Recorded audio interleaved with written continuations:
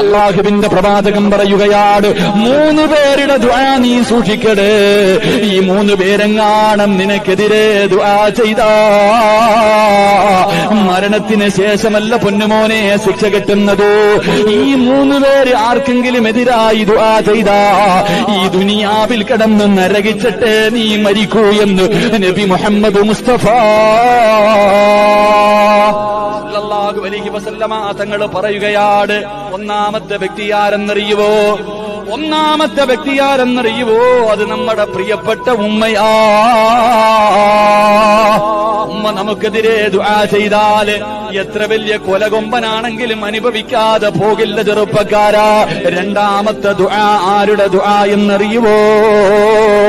ഉസ്താദന്മാരുടെ ദുആ സൂക്ഷിക്കടേ. ഗുരുനാഥന്മാരുടെ ശാപം വാങ്ങിവെക്കല്ലേ, നിനക്കൊരു നല്ല യാത്ര കിട്ടില്ലെന്ന് നബി മുഹമ്മദ് മുസ്തഫ. ഉസ്താദന്മാരുടെ ദുആ സൂക്ഷിക്കണം. 3 ഞാൻ വിശദീകരിക്കുന്നില്ല, എന്റെ വിഷയമല്ല. 3